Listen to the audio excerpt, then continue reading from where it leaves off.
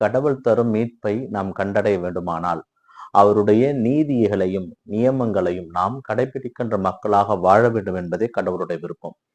அவருடைய வார்த்தைக்கு செவிமடுக்கின்ற மக்களாக வாழ முயற்சி செய்வோம். இயேசு கிறிஸ்துவில் எனக்கு அருமையானவர்களே, தவக்காலத்தினுடைய 3வது வாரத்தில் வருகின்ற வியாழக்கிழமை நாம் இருக்கின்றோம். இன்றைய வாசக சிந்தனையாக நமக்கு கொடுக்கப்பட்டிருப்பது முதல் வாசகமாக எரேமியா இறைவாக்கினருடைய புத்தகத்திலிருந்து நமக்கு செய்தி கொடுக்கப்பட்டிருக்கிறது. இதிலே ஆண்டவர் எரேமியாவோடு பேசிய வார்த்தைகள் தான் நமக்கு கொடுக்கப்பட்டிருக்கிறது. என் மக்கள் என்னுடைய வார்த்தைக்கு செவி கொடுப்பது கிடையாது, கவனிப்பதும் கிடையாது, வணங்கா கழுத்துடையவர்களாக இருக்கிறார்கள். ஒருவேளை நீங்கள் என்னுடைய நியமங்களையும் கட்டளைகளையும் கடைபிடித்தால் என்னுடைய மக்களாக நீங்கள் இருப்பீர்கள், நான் உங்களுடைய கடவுளாக இருப்பேன். ஆனால் எகிப்திலிருந்து வந்ததிலிருந்து நான் தொடர்ந்து உங்களுக்கு இறைவாக்கினர்களை, எனது ஊழியர்களாகி இறைவாக்கினர் உங்களுக்கு அனுப்பி கொண்டே இருக்கிறேன்.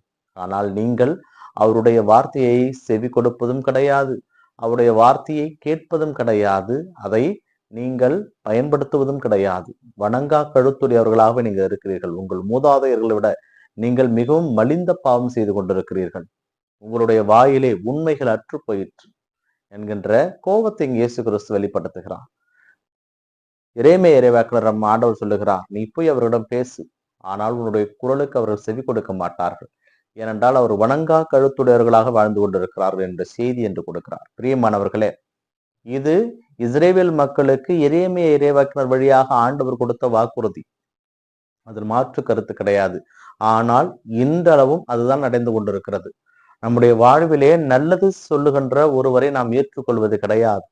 ஏனென்றால் நல்லது சொல்லுகின்ற ஒருவர் மற்றவர் நலன் கருதிதான் அதை சொல்லுவார்கள். ஆனால் அவர்கள் தங்களுடைய சொந்த யோசனைகளை ஒருவர் வெறுக்கிறார், தன்னுடைய சொந்த எண்ணங்களை ஒருவர் மறுக்கிறார் என்று தங்களுடைய யூகோவினால் மற்றவருடைய வார்த்தையை காதில் போட்டுக் கொள்ளாமல் இருக்கிறார்கள்.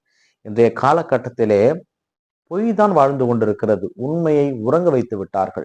ஏனென்றால் வாய்மையே வெல்லும் என்று சொல்ற அந்த வார்த்தை எல்லாம் மறைந்து போய்விட்டது. இன்று பொய் சொன்னால் மட்டுமே வாழ்க்கை.